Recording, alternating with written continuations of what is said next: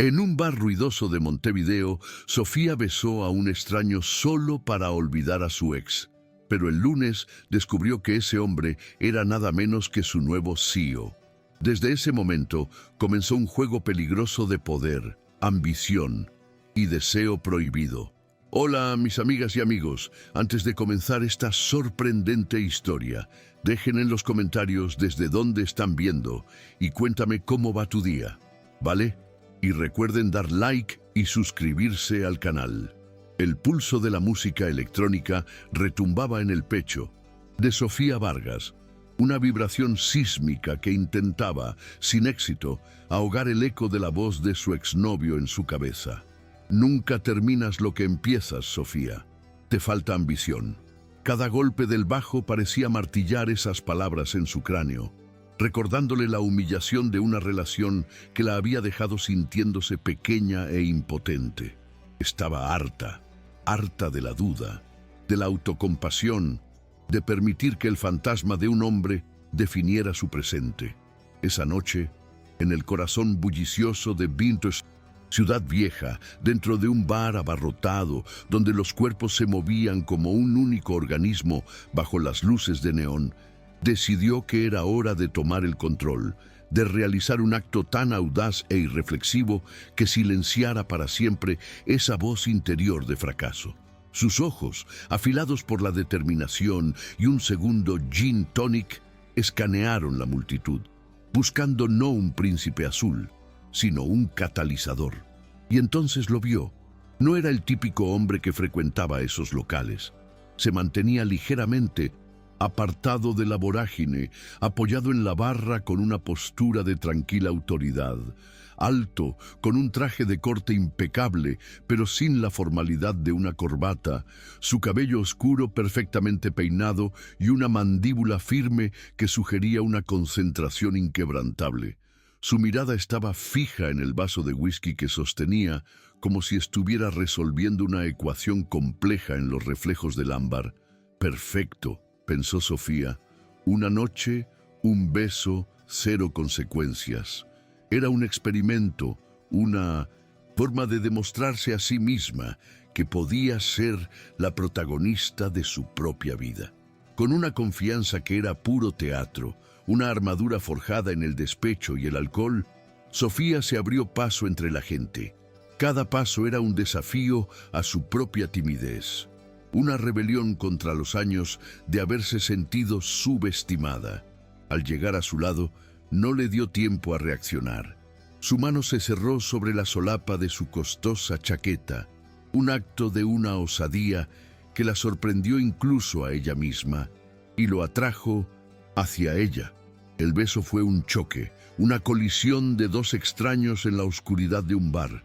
Lo que no esperaba fue la ola de sensaciones que la inundó al instante. Su aroma, una mezcla embriagadora de sándalo y algo cítrico, la envolvió, más potente que cualquier cóctel que hubiera bebido. Por un instante, él se quedó rígido por la sorpresa, un muro de tensión bajo sus dedos. Pero entonces, algo cambió. El muro se derritió. Sus labios, inicialmente una línea dura y desconcertada, se suavizaron y respondieron a los de ella con una intensidad que la dejó sin aliento, una ferocidad contenida que parecía haber estado esperando una excusa para liberarse. Sus manos subieron para acunar su rostro, sus pulgares trazando la línea de su mandíbula mientras el beso se profundizaba, pasando de un acto impulsivo a una conversación íntima y sin palabras. El mundo a su alrededor se disolvió en un zumbido indistinto. Ya no había música, ni gente, ni exnovios. Solo estaba la presión de su boca, el calor de su piel y una conexión tan eléctrica y abrumadora que le hizo olvidar su propio nombre. Cuando finalmente se separaron, con la respiración entrecortada y los labios hinchados, él la miró con una curiosidad genuina ardiendo en sus ojos oscuros. «¿Cómo te llamas?», preguntó él, su voz un susurro grave que vibró a través de ella. «Lucía», mintió sin dudar, arrancando una servilleta del dispensador y garabateando una serie de números aleatorios. «Llámame y con esa última bravata se dio la vuelta y se perdió en la multitud, el corazón martilleándole en el pecho con una mezcla de pánico y un triunfo salvaje y embriagador. La sensación de victoria, tan potente y liberadora el viernes por la noche, se había evaporado por completo el lunes a las 9 de la mañana, reemplazada por la familiar ansiedad corporativa que impregnaba el aire del piso 20 del World Trade Center de Montevideo. La oficina de la agencia de branding Creativa Sur era un ecosistema de tensión contenida, un acuario de cristal con vistas panorámicas al Río de la Plata, donde todos nadaban con la certeza de que un tiburón estaba a punto de ser liberado en el tanque. Los rumores habían circulado durante semanas, susurrados en la cafetería y compartidos en chats privados. Un nuevo CEO, traído directamente de la matriz en Europa para optimizar la estructura. Todos sabían lo que eso significaba. Era un eufemismo elegante para despidos masivos, una purga ejecutada con la frialdad de las hojas de cálculo y las proyecciones de rentabilidad. Sofía, como gerente de branding, sentía el peso de la responsabilidad no solo por su propio futuro, sino también por el de su pequeño y talentoso equipo, que ahora trabajaba con una sonrisa forzada y la mirada nerviosa de quien espera el golpe del hacha. «Dicen que es un verdugo», le susurró Martín, su diseñador gráfico principal, mientras rellenaba su taza de café con un líquido que parecía más alquitrán que otra cosa. Que en la filial de Santiago redujo la plantilla en un 40% en menos de un mes. Lo llaman el cirujano. Sofía forzó una sonrisa tranquilizadora. Son solo rumores, Martín. Esperemos a conocerlo. No podemos dejarnos llevar por el pánico. Pero ella misma sentía ese pánico, una bola fría en el estómago que no tenía nada que ver con los rumores. Este trabajo era su ancla, la prueba tangible de su valía, el pilar de su independencia financiera en una ciudad cada vez más cara. Perderlo no era una opción. Sería la confirmación de todas las crueles palabras de su ex, la prueba de que, efectivamente, no era capaz. La sala de reuniones principal, un cubo de vidrio suspendido sobre la ciudad, se sentía como una cámara de ejecución. Todo el equipo directivo y los gerentes de área estaban sentados alrededor de una larga mesa de roble, sus rostros una máscara de profesionalismo que apenas ocultaba la aprehensión. Sofía ajustó el cuello de su blusa, sintiendo el tejido extrañamente restrictivo. A su lado, Florencia Acosta, otra gerente de su mismo nivel, tecleaba furiosamente en su portátil, una actuación de eficiencia que no engañaba a nadie. Florencia era una experta en política de oficina, una mujer cuya ambición era tan afilada como sus tacones, y Sofía podía sentir su nerviosismo vibrando a su lado, disfrazado de una concentración férrea. La puerta se abrió puntualmente a las 9:00 a.m. y entró el director de Recursos Humanos, un hombre de sonrisa perpetua que hoy parecía haberla extraviado. Buenos días a todos. Sin más preámbulos, quiero presentarles a nuestro nuevo director ejecutivo, quien liderará esta nueva etapa de la compañía. Con ustedes, el señor Mateo Castillo. El hombre que entró detrás de él no era un extraño, era el hombre del bar. El tiempo pareció detenerse, estirarse hasta convertirse en una tortura silenciosa, mientras la mente de Sofía luchaba por procesar la imposible realidad. La sangre abandonó su rostro, dejando una sensación de frío helado en sus venas. El traje era diferente, un azul marino más formal, y esta vez sí llevaba una corbata de seda que parecía una soga, pero el rostro era el mismo, la mandíbula firme, el cabello oscuro y esos ojos intensos que ahora recorrían la sala con una frialdad analítica que la aterrorizó. Por una fracción de segundo, sus miradas se cruzaron. En sus ojos no hubo sorpresa, solo un fugaz parpadeo, un endurecimiento casi imperceptible de su expresión que fue más elocuente que cualquier palabra. Él lo sabía. Él Hombre cuya boca había explorado con una imprudencia desesperada, ahora estaba de pie frente a ella, sosteniendo en sus manos no un vaso de whisky, sino el destino de toda la empresa y el suyo propio. La voz de Mateo Castillo llenó el silencio de la sala, tan calmada y cortante como el filo de un bisturí. No había rastro del hombre que había respondido a su beso con un fuego inesperado. Este era un estratega, un ejecutor. Habló de sinergias, reestructuración de activos humanos y maximización de la eficiencia, un lenguaje corporativo desalmado que hizo que un escalofrío recorriera la espalda de todos los presentes. Sofía apenas podía respirar. Cada palabra que él pronunciaba era una pala de tierra sobre el ataúd de su carrera. Intentó concentrarse, tomar notas, aparentar la normalidad de una gerente competente, pero su mente era un torbellino de pánico. La memoria del tacto de sus manos en su rostro, el sabor a sándalo y a riesgo, se superponía con la imagen del hombre, implacable que ahora desgranaba cifras y objetivos. Era una disonancia cognitiva tan brutal que se sentía físicamente enferma. ¿Cómo había sido tan estúpida? En su intento por recuperar el poder, se lo había entregado en bandeja de plata al hombre más peligroso que podría haber encontrado. La reunión concluyó con una ronda de preguntas forzadas y respuestas evasivas. Cuando todos comenzaron a levantarse, recogiendo sus portátiles y sus esperanzas destrozadas, Sofía solo quería huir, esconderse bajo su escritorio y no salir nunca más. Se movió con el rebaño hacia la puerta, desesperada por el anonimato de la multitud. «Señorita Vargas», la voz de Mateo Castillo resonó a sus espaldas, deteniéndola en seco. «Un momento, por favor». El corazón de Sofía se detuvo. Todos los que salían se giraron para mirar. Sus rostros, una mezcla de curiosidad y lástima. Florencia le dedicó una mirada particularmente penetrante antes de desaparecer por el pasillo.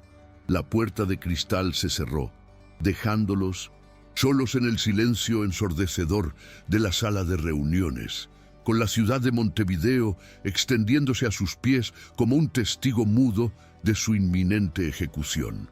Él permaneció de pie en la cabecera de la mesa, su figura imponente recortada contra el ventanal panorámico. No la invitó a sentarse. El gesto deliberado y sutil establecía la nueva dinámica de poder de forma inequívoca. Sofía se quedó cerca de la puerta, sintiéndose como una colegiala llamada al despacho del director, su crachá de acceso colgando de su cuello como una medalla de la vergüenza. El silencio se prolongó durante lo que parecieron varios minutos, un vacío cargado de tensión en el que ella podía oír el zumbido de la climatización y el latido desbocado de su propio pulso. Finalmente, él se movió, caminando lentamente hacia ella, no de forma amenazante, sino con la calculada parsimonia de un depredador que sabe que su presa no tiene escapatoria. Se detuvo a un par de metros de distancia, sus ojos fijos en los de ella, despojándola de cualquier defensa que intentara construir. Luego metió una mano en el bolsillo interior de su chaqueta y sacó un pequeño objeto blanco. Era una servilleta de papel, doblada con precisión. La servilleta la dejó caer sobre la mesa de roble, donde aterrizó con un sonido casi inaudible, pero que resonó en la mente de Sofía como un disparo. «Lucía, creo que me diste un número equivocado», dijo él, y su voz, aunque mantenida en un tono bajo y profesional, estaba teñida de una ironía tan afilada que podría haberla cortado en dos. A Sofía se le secó la boca. Las palabras se agolparon en su garganta, una mezcla de disculpas, explicaciones y pánico, pero no logró articular ninguna. Solo pudo mirarlo, sintiendo cómo el rubor le subía por el cuello. «Señor Castillo, yo...», empezó, su voz temblorosa. Él levantó una mano, un gesto mínimo que la silenció al instante. «No, aquí, para usted y para todos los demás, soy el señor Castillo. Y usted es la señorita Vargas, gerente. De branding, ¿está claro? La frialdad de su tono era absoluta, una barrera de hielo impenetrable.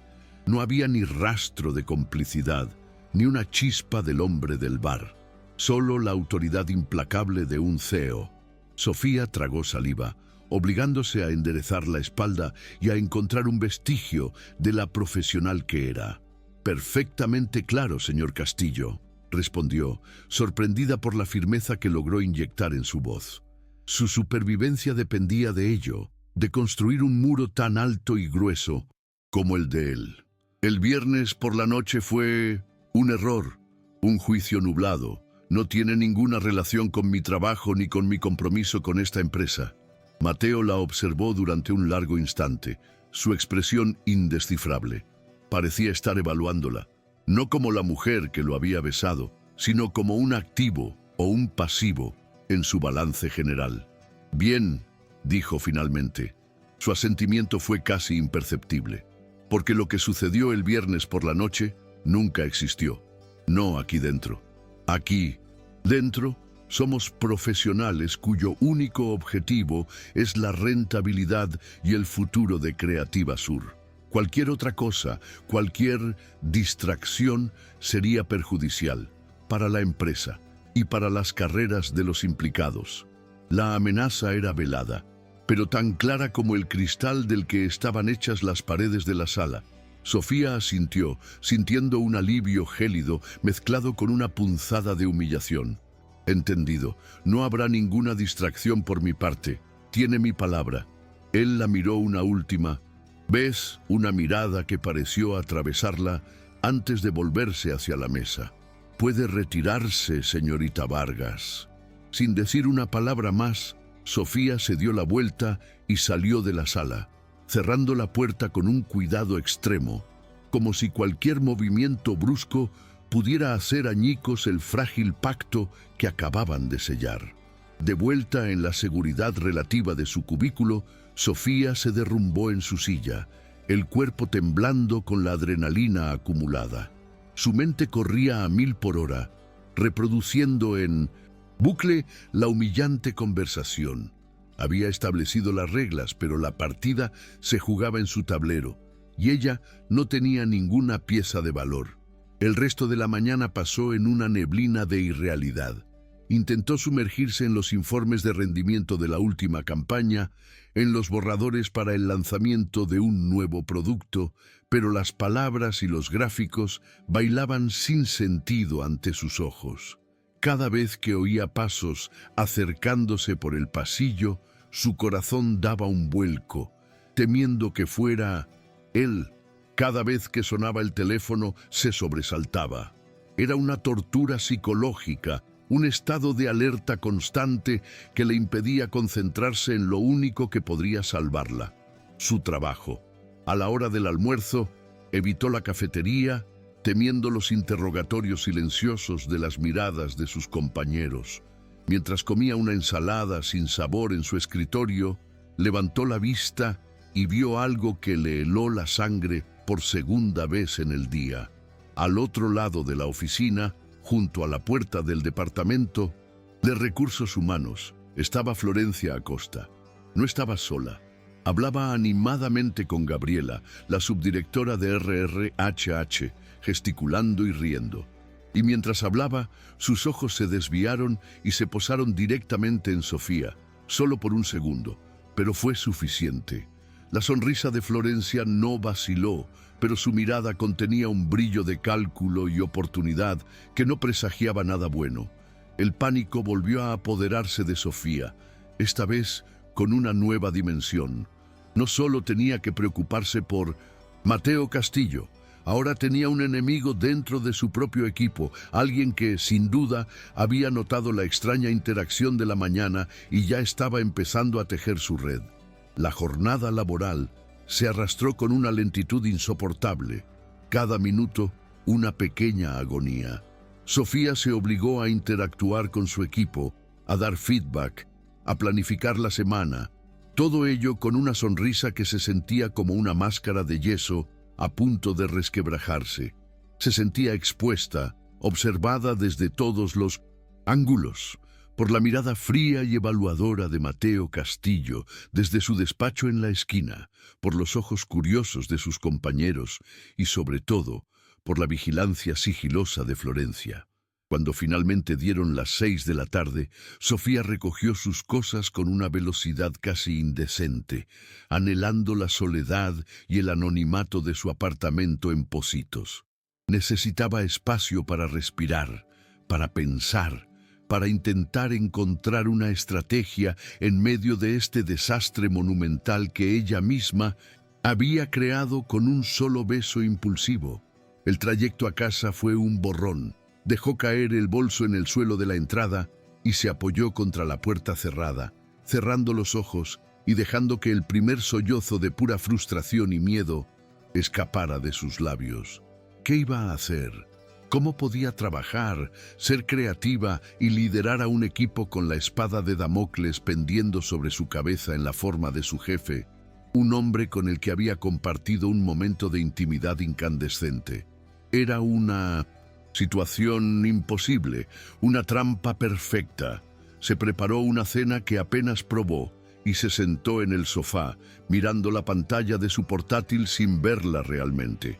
Intentó convencerse a sí misma de que podía manejarlo, de que era más fuerte que esto, pero la sensación de impotencia era abrumadora. Justo cuando estaba a punto de cerrar el portátil y rendirse al agotamiento, una notificación apareció en la esquina de su pantalla. Un nuevo correo electrónico. El remitente hizo que su corazón se detuviera por tercera vez en un solo día. Mateo Castillo. El asunto contenía una sola palabra. Una palabra que podía significar todo o nada. Urgente. Con los dedos temblorosos y la respiración contenida, hizo clic para abrirlo. El correo se cargó y el cuerpo del mensaje estaba completamente en blanco. El cursor parpadeaba rítmicamente en la pantalla, un metrónomo silencioso que marcaba el pulso acelerado de su pánico. Un correo en blanco. No era un error, no podía serlo. Era un mensaje en sí mismo. Una demostración de poder tan sutil como devastadora. Era Mateo Castillo diciéndole, sin necesidad de palabras: puedo llegar a ti cuando quiera, donde quiera. Tu santuario no existe.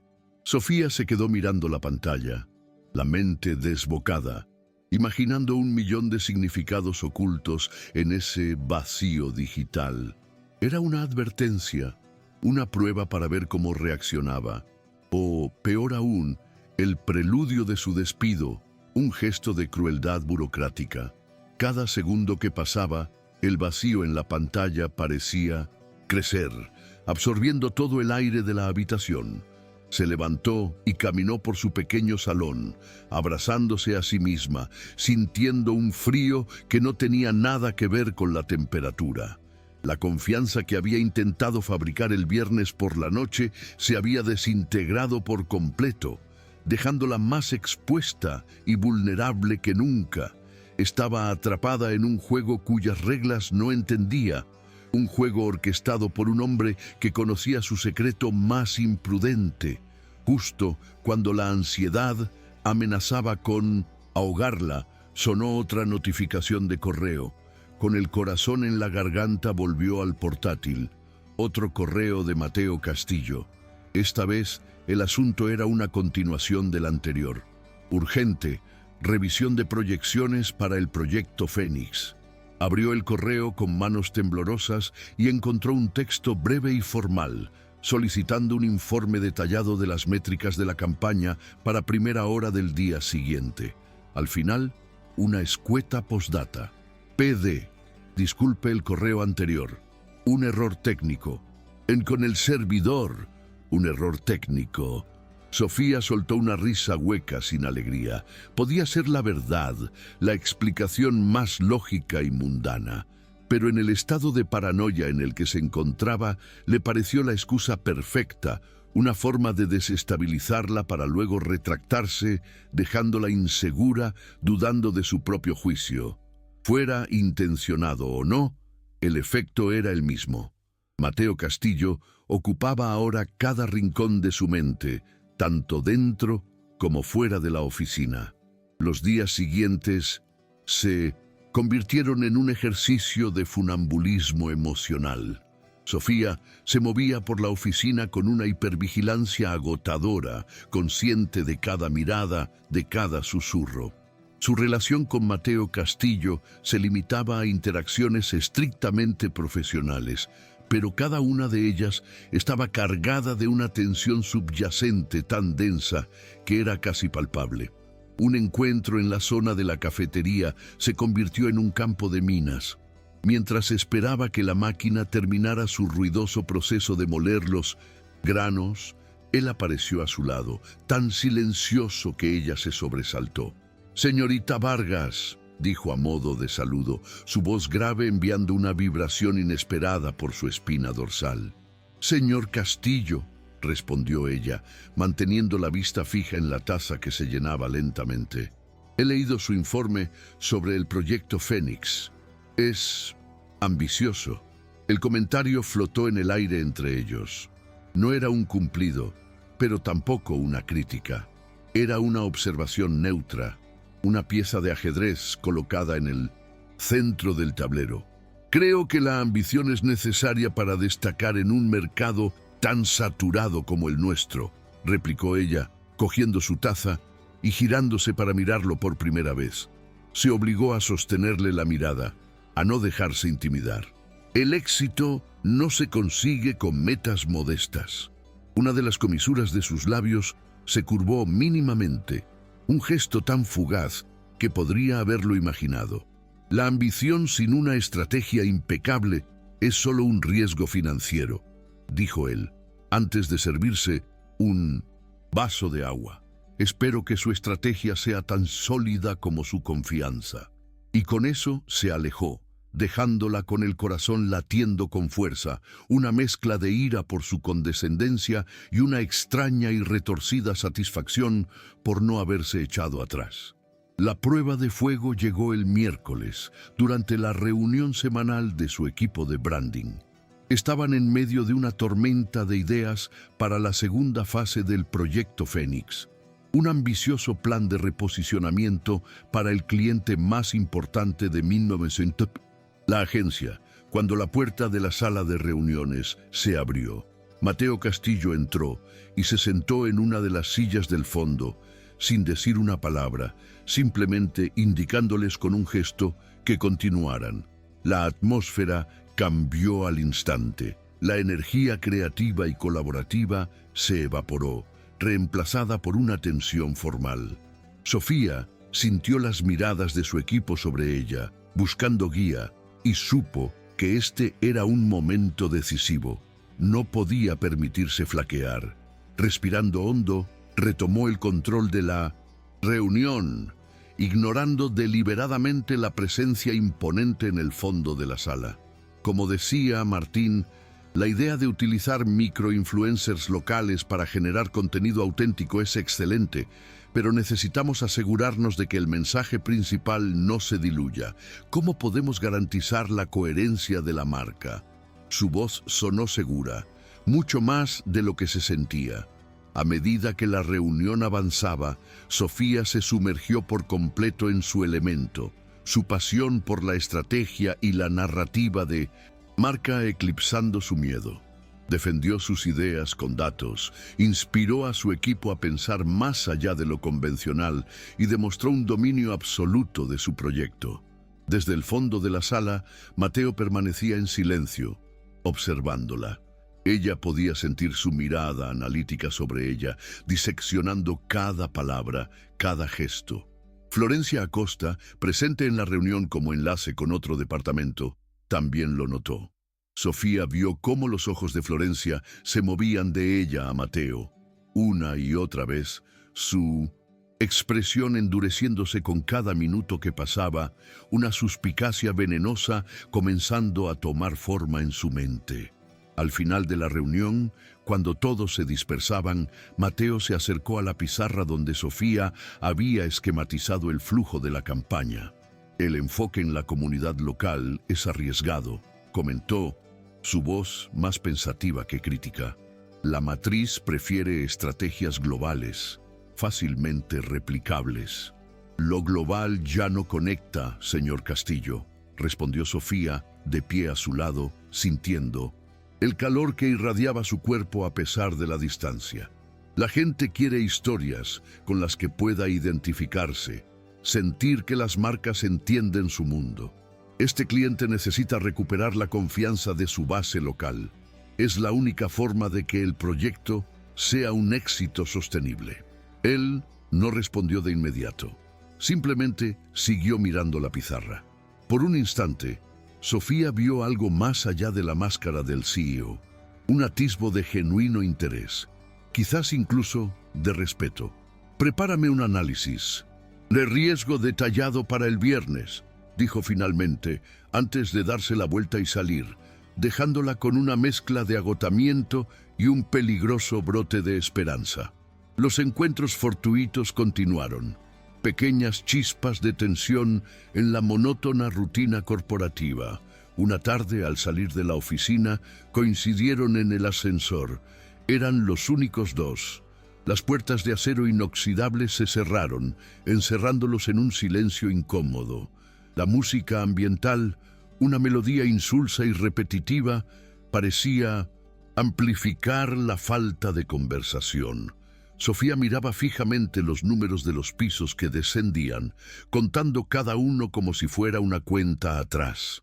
Era dolorosamente consciente de su presencia a su lado, de su colonia de sándalo y cítricos que llenaba el pequeño espacio, un recordatorio olfativo de una intimidad que ambos se esforzaban desesperadamente por negar. Sintió su mirada sobre ella y una oleada de calor le recorrió la piel. Podía sentir la pregunta no formulada en el aire. ¿Qué habría pasado si él no fuera su jefe? ¿Qué habría pasado si Lucía hubiera sido real? Justo cuando el ascensor llegó a la planta baja, se produjo una pequeña sacudida y se detuvo bruscamente entre dos pisos, las luces parpadeando antes de pasar a una tenue iluminación de emergencia. Sofía ahogó un grito de sorpresa, perdiendo el equilibrio y tropezando hacia adelante. Una mano firme la agarró del brazo, estabilizándola. El contacto fue eléctrico, una descarga que recorrió todo su cuerpo. Estaba a centímetros de él, su pecho contra la espalda de ella, su aliento cálido en su nuca. «Tranquila», susurró él, su voz perdiendo su tono de mando por primera vez, volviéndose algo más personal, más cercano. Suele pasar cuando hay fluctuaciones de tensión en el edificio. Por un momento, ninguno de los dos se movió. Sofía estaba paralizada, atrapada entre el pánico a la situación y una conciencia abrumadora de su proximidad física. El ascensor volvió a moverse con otra sacudida, y las luces normales se encendieron de nuevo. Se separaron al instante, como si se hubieran quemado, retirándose a las esquinas opuestas del cubículo metálico. Cuando las puertas se abrieron en el vestíbulo, salieron sin mirarse, cada uno caminando en una dirección opuesta, el eco de ese breve contacto físico resonando entre ellos, con más fuerza que cualquier palabra que pudieran haber dicho. La presión sobre el proyecto Fénix se intensificó. La junta directiva, informada por Mateo de la estrategia arriesgada de Sofía, había solicitado una presentación preliminar, adelantando el plazo 2 semanas. Esto significaba noches largas y fines de semana en la oficina para todo su equipo, y para ella. Un jueves por la noche se encontraba sola en el desierto paisaje de la oficina del piso 20. La ciudad de Montevideo se extendía bajo ella como un tapiz de luces parpadeantes, un mundo vibrante y vivo que contrastaba con el silencio estéril de su lugar de trabajo. Estaba rodeada de montañas de papeles, análisis de mercado y bocetos de diseño, con el pelo recogido en un moño desordenado y los ojos ardiendo por el cansancio. La cafeína era lo único que la mantenía en pie. Se levantó para estirar las piernas y caminar hacia la cocina, cuando la luz del despacho de la esquina la sorprendió. No estaba sola. Mateo también estaba trabajando hasta tarde. Dudó por un momento, pero la necesidad de un café era más fuerte que su deseo de evitarlo. Mientras el agua se calentaba, él apareció en el umbral de la cocina, sin chaqueta y con las mangas de la camisa arremangadas, revelando unos antebrazos fuertes. Parecía más joven, menos intimidante.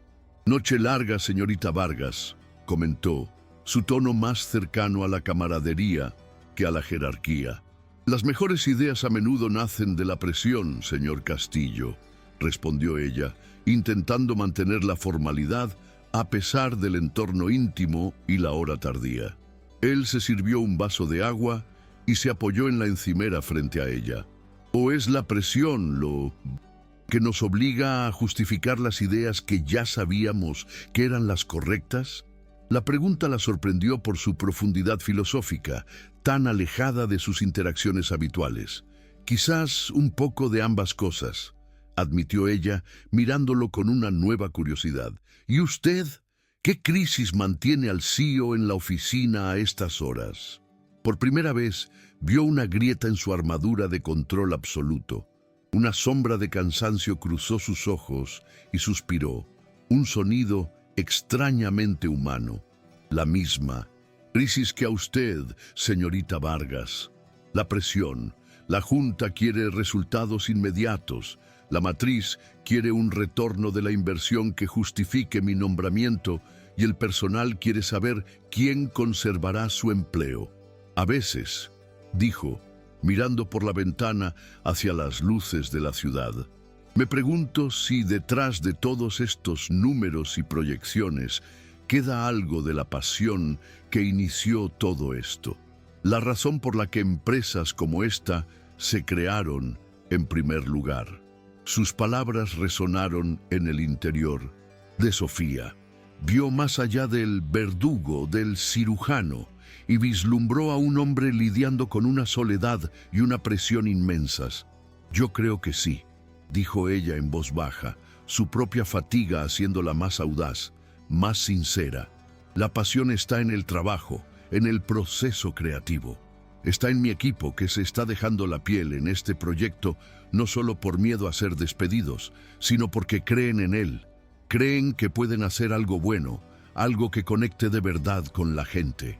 Habló de su proyecto, no con la formalidad de una presentación, sino con el fervor de una creyente, explicando el porqué de cada decisión, la historia que quería contar. Él la escuchaba atentamente, sin interrumpir, su mirada fija en ella, una intensidad que ya no era intimidante, sino absorbente. La conversación derivó del trabajo a temas más personales, sus ciudades natales, sus estudios, los libros que habían leído. Descubrieron un terreno común inesperado, un entendimiento mutuo que trascendía sus roles en la empresa. La barrera entre el señor Castillo y la señorita Vargas comenzó a desmoronarse, ladrillo a ladrillo, en la quietud de la oficina nocturna. Regresaron a su puesto de trabajo, pero la atmósfera había cambiado. Él se detuvo junto a su escritorio, observando el mapa conceptual de la campaña que ella había extendido sobre la mesa. «Es brillante», dijo en voz baja, casi para sí mismo. «Es arriesgado, pero es brillante». El elogio, tan directo y sincero, la golpeó con más fuerza que cualquier crítica. Se levantó y se colocó a su lado para señalar un detalle en el plan, y sus brazos se rozaron. Una vez más, esa corriente eléctrica, pero esta vez ninguno de los dos se apartó.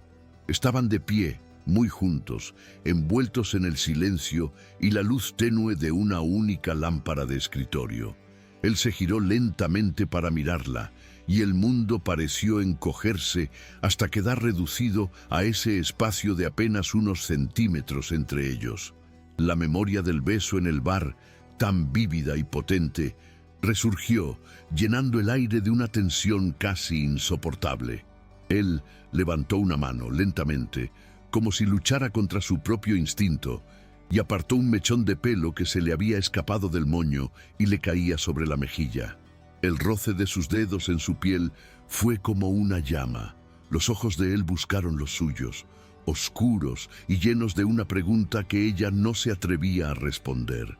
Vio su propia vulnerabilidad reflejada en ellos, la misma duda, el mismo anhelo.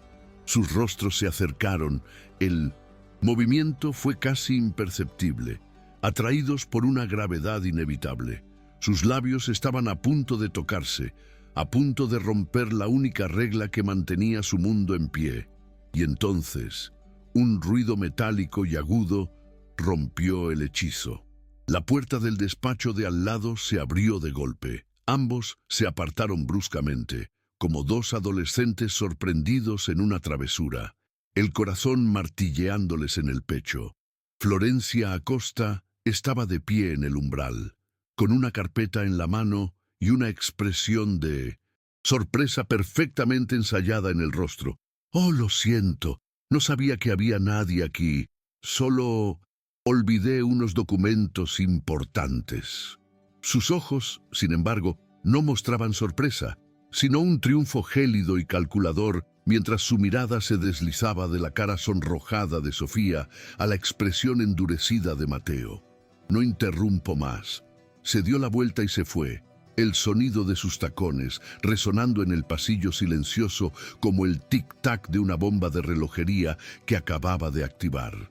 Al día siguiente, el aire en la oficina estaba enrarecido, cargado de una electricidad estática que Sofía podía sentir en su piel. Las miradas que recibía ya no eran solo de curiosidad, sino que estaban teñidas de juicio. Los susurros se detenían abruptamente cuando ella pasaba.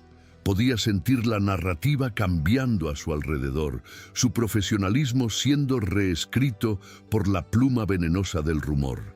Florencia había actuado con una rapidez y una eficacia letales. No había hecho acusaciones directas, algo que habría sido demasiado burdo y fácil de desmentir. En su lugar, había plantado semillas de duda con una sutileza magistral. «Es increíble la dedicación de Sofía, ¿no creen?», la oyó decir cerca de la máquina de café, su tono falsamente admirado. «Se queda hasta tardísimo. Nuestro nuevo CEO realmente ha sabido ver su enorme potencial. Es una suerte tener esa línea de comunicación tan directa con la dirección». Cada palabra era una daga envuelta en seda. Insinuaba favoritismo, invalidaba sus noches de trabajo duro y reducía su mérito a una relación especial con el jefe. Sofía intentó ignorarlo, concentrarse en su trabajo, pero el veneno ya se estaba extendiendo. Vio cómo algunos miembros de otros equipos la miraban con una mezcla de envidia y desdén.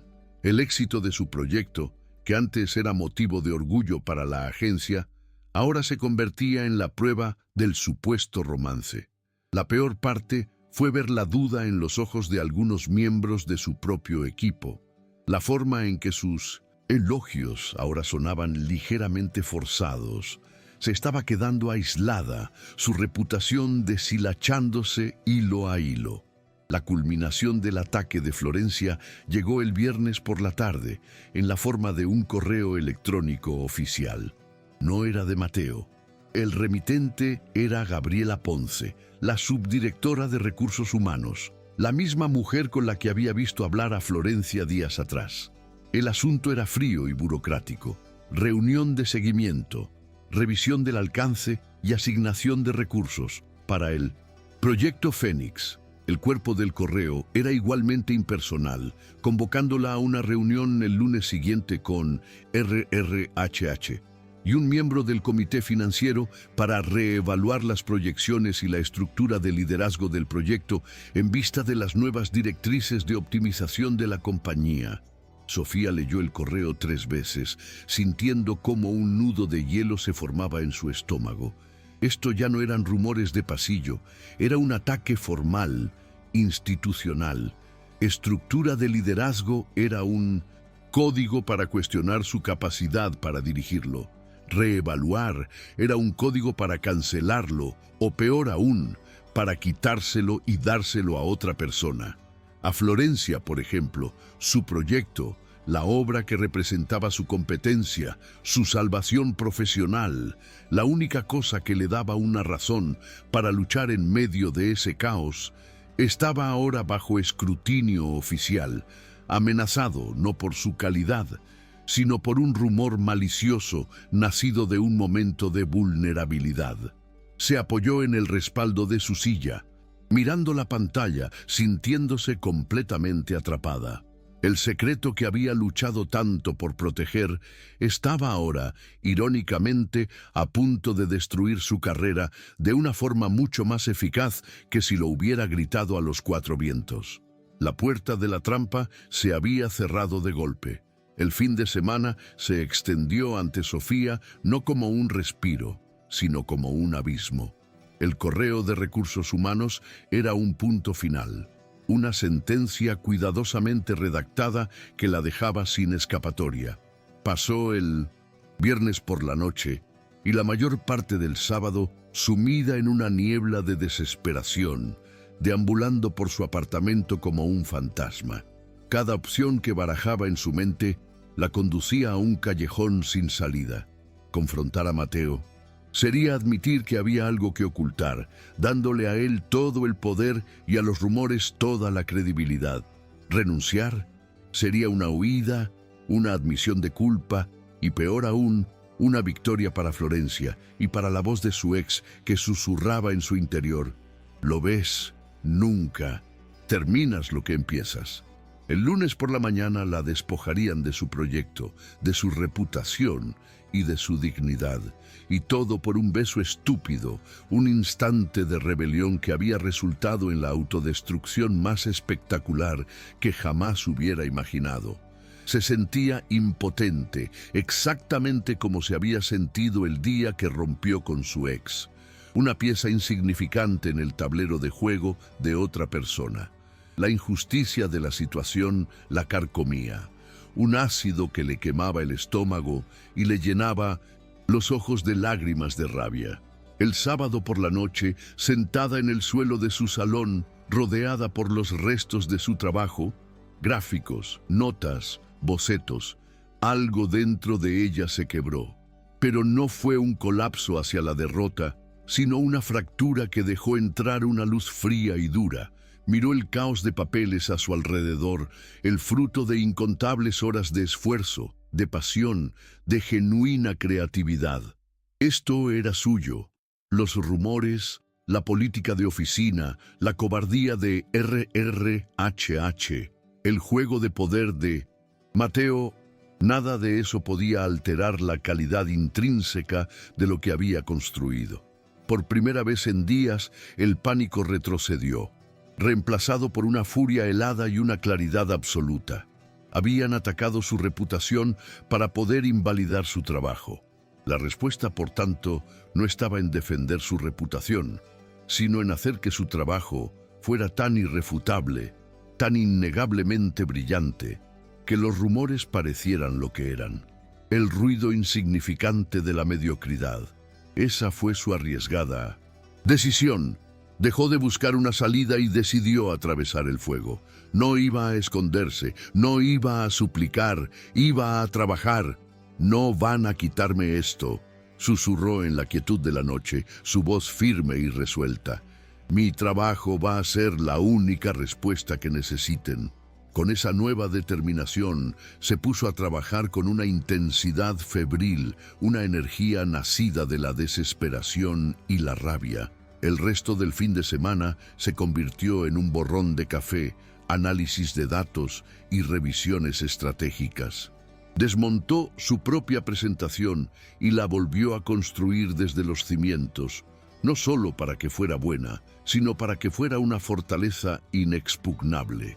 Anticipó cada posible pregunta, cada crítica, cada intento de sabotaje, y preparó una respuesta respaldada por datos, proyecciones y una lógica aplastante. No dormía, apenas comía. Estaba forjando su única arma y su único escudo, puliendo cada detalle hasta que brillara con la luz de la excelencia.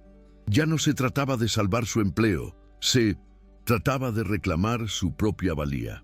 El lunes por la mañana, cuando Sofía entró en la sala de juntas, la atmósfera era tan gélida como la de un tribunal. La mesa estaba ocupada por los pesos pesados de la empresa, 2 miembros del consejo directivo, la directora de finanzas, Gabriela de Recursos Humanos, y en la cabecera, Mateo Castillo, su rostro una máscara de impenetrable profesionalismo. Florencia también estaba allí, sentada a un lado con una expresión de fingida preocupación. Sofía sintió todas las miradas sobre ella, cargadas de juicio y expectación. Sin embargo, por primera vez, no se sintió como una presa. Caminó con la espalda recta, distribuyó las copias de su presentación con mano firme y se colocó frente a ellos. Sentía una calma extraña, la tranquilidad de quien ya no tiene nada que perder. Antes de que pudiera pronunciar su primera palabra, uno de los miembros del consejo, un hombre mayor de expresión severa llamado Ramiro Araya, la interrumpió. «Señorita Vargas, antes de comenzar», dijo, su voz resonando en el silencio, «el comité quisiera que aclarara un asunto, dada la naturaleza acelerada de la aprobación de su proyecto y los rumores que han llegado a nuestra atención. ¿Podría, por favor, definir la naturaleza exacta de su relación profesional con el CEO?» La pregunta cayó como un golpe de mazo. Era el ataque directo, la trampa perfectamente ejecutada. El aire se escapó de los pulmones de Sofía por un instante. Vio la sonrisa de triunfo apenas disimulada en el rostro de Florencia. El silencio era total. Todos esperaban que se desmoronara. Respiró hondo, miró directamente a los ojos del señor Araya y respondió con una voz clara y firme. «Mi relación con el señor Castillo es exactamente la que corresponde a una gerente de branding con su director ejecutivo. Una relación basada en objetivos, métricas y resultados.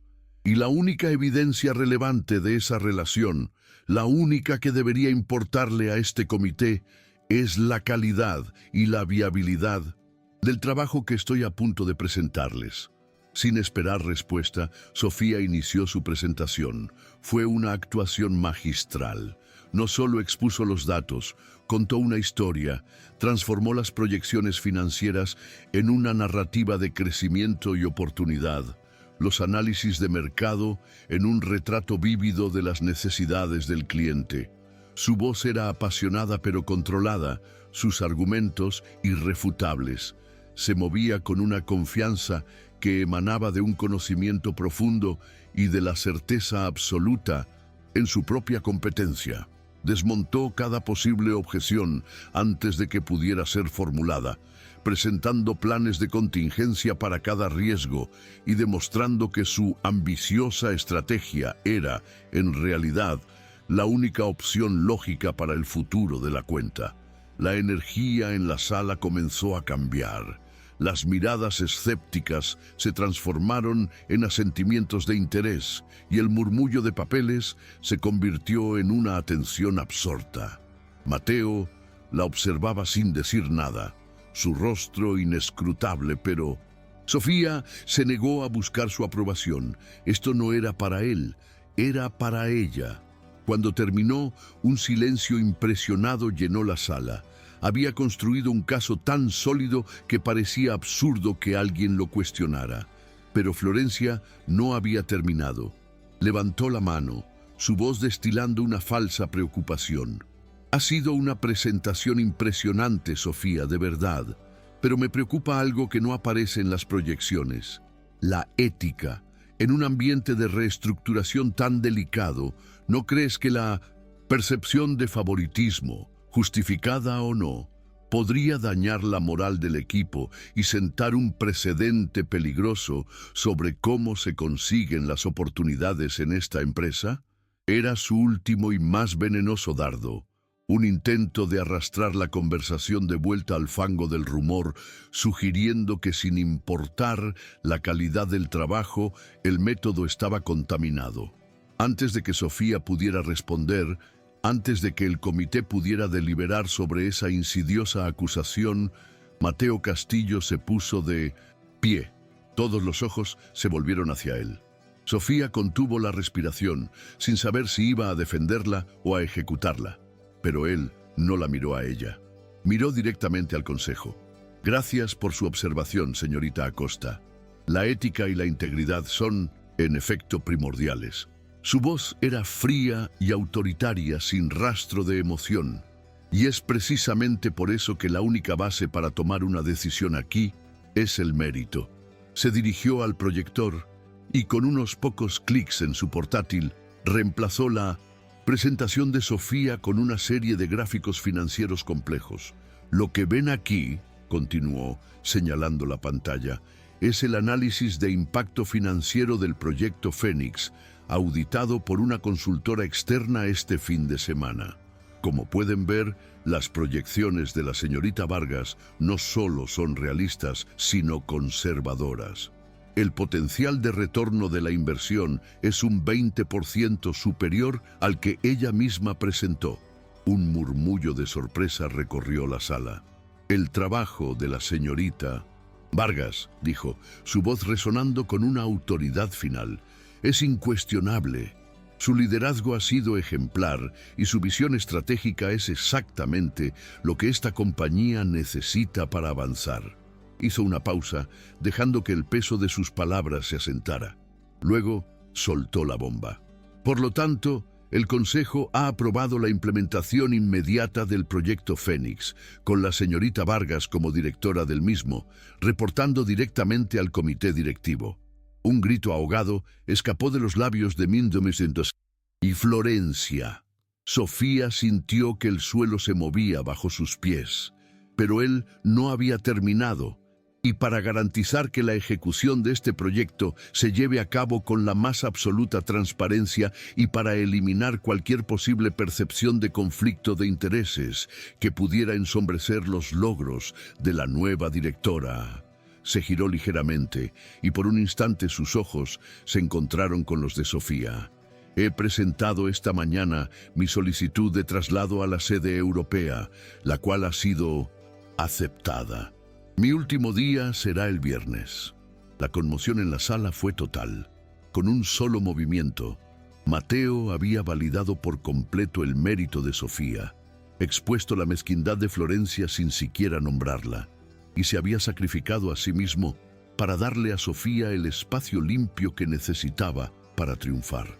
No la había salvado como un caballero a una damisela. Había usado su poder para crear una plataforma donde la competencia de ella pudiera brillar de forma innegable, incluso si eso le costaba su propia posición. El gesto fue tan brutalmente profesional, tan desinteresado y tan profundo que a Sofía le dolió el corazón. Los días siguientes fueron un torbellino. La noticia del ascenso de Sofía y la partida de Mateo se extendió por la oficina, silenciando por completo los rumores. Nadie se atrevía a cuestionar una decisión respaldada por un sacrificio tan público. Florencia fue marginada, su capital político reducido a cenizas, y en menos de un mes solicitó un traslado a otra división. El equipo de Sofía, ahora liberado de la sombra de la duda, la celebró con un entusiasmo genuino. Había ganado. Se había ganado su lugar, su respeto, y lo más importante, se había demostrado a sí misma que era más que capaz de terminar lo que empezaba. La víspera de la partida de Mateo, él le pidió que fuera a su despacho al final del día. La oficina estaba casi vacía, con varias cajas de cartón apiladas en una esquina. La atmósfera entre ellos ya no estaba cargada de tensión, sino de una melancolía silenciosa del peso de las cosas no dichas. Quería darte esto, dijo, entregándole una carpeta. Son mis notas personales sobre el cliente y algunos contactos en la matriz que podrían serte útiles. Gracias, respondió ella, su voz apenas un susurro. No tenías que hacer todo esto. Él se apoyó en el escritorio, mirándola con una sinceridad que ya no intentaba ocultar. Sí, tenía que hacerlo. Tu trabajo merecía ser juzgado por sus propios méritos. Cualquier otra cosa habría sido un fracaso mío como líder, y de la empresa como un lugar que valora el talento. Hubo un largo silencio. «Lo harás genial, Vargas», dijo él finalmente, volviendo a usar su apellido como una forma de mantener una distancia respetuosa, pero ahora teñida de afecto. «Gracias por la oportunidad, Castillo», respondió ella, aceptando la formalidad. Era su despedida, un reconocimiento de que, en esas circunstancias, su historia no podía tener un final diferente. Lo vio por última vez, mientras él caminaba por el pasillo hacia el ascensor, sin mirar atrás, dejándola como la dueña indiscutible del futuro que ella misma había construido. 2 años después, el otoño pintaba de ocres y dorados los árboles del Parque Rodó.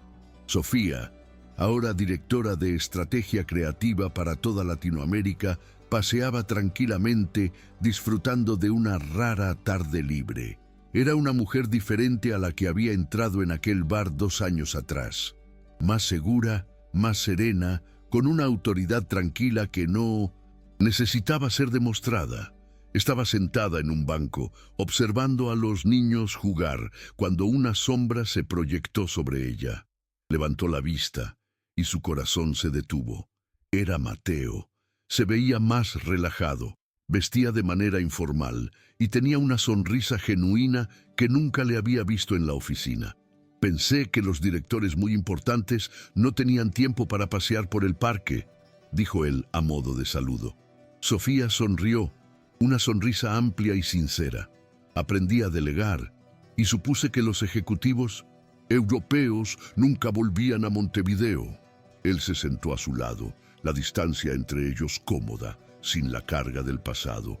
«Dije que me iba, no que me iba para siempre. Mi proyecto en Europa terminó y pensé que ya era hora de volver a casa». Hablaron durante horas, no como jefe y empleada, sino como 2 personas que por fin eran libres. Libres de la jerarquía, de los rumores, de las presiones. Eran 2 iguales, reunidos bajo el sol de la tarde, con todo un futuro por delante para escribir su propia historia en sus propios términos. El tiempo se desdibuja como la acuarela de un atardecer sobre la Rambla. La escena cambia.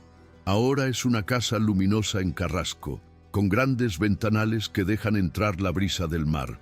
Se oyen risas infantiles que rebotan en las paredes, el sonido de pequeños pies corriendo por el pasillo de madera.